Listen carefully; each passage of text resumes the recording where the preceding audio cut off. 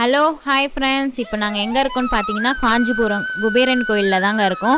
எதனாலன்னு பார்த்தீங்கன்னா இன்றைக்கி என்னோடய ஹஸ்பண்டுக்கு வந்து பர்த்டே, அதனால தான் அங்கே போயிட்டுருக்கோம். போகிற வழியில் பார்த்தீங்கன்னா ஒரே கூட்டமாக இருந்துச்சு. என்னங்கத்த கூட்டமாக இருக்குது கோயில், எப்படித்த போகிறோம் அப்படின்னு கேட்டதுக்கு, வாமா போகலாம், இன்றைக்கி வந்து செவ்வாய்க்கிழமை வேறு, இன்றைக்கி ஒரே விசேஷமாக இருக்கும் இந்த கோயிலில் அப்படின்னு சொன்னாங்க எங்கள் அத்தை. சரிங்கத்த வாங்கத்த போகலான்னு சொல்லிட்டு நானும் எங்கள் அத்தையும் போயிட்டு இருந்தோம்.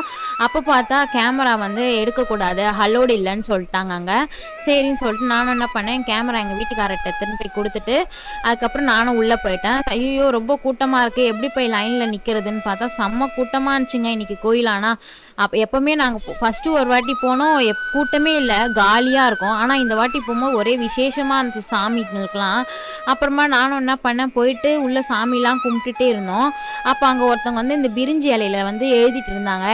என்ன எழுதுறீங்கன்னு நான் போய் கேட்டேன். அவங்க சொன்னாங்க, அம்மா இங்கே நம்ம நினச்சதெல்லாம் நிறைவேறுமா, நீ இந்த மாதிரி எழுதி போட்டிங்கன்னா உங்களுக்கு நினச்சதெல்லாம் நிறைவேறுமா அப்படின்னு சொன்னாங்க.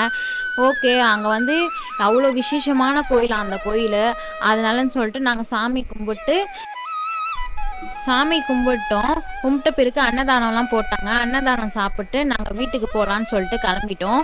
வீட்டுக்கு போகிற வழியில் பார்த்தீங்கன்னா சரி ஹோட்டலுக்கு போய் சாப்பிட்லாம் அப்படின்னு சொல்லிட்டு அப்படி போன இடம் தான் நாங்கள் வந்து சரவணா பவனுக்கு போனோம். அங்கே போய் பார்த்தீங்கன்னா நாங்கள் மஷ்ரூம் பிரியாணி, காலிஃப்ளவர் பகோடா, ஒரு மீல்ஸ் ஆர்டர் பண்ணோம்.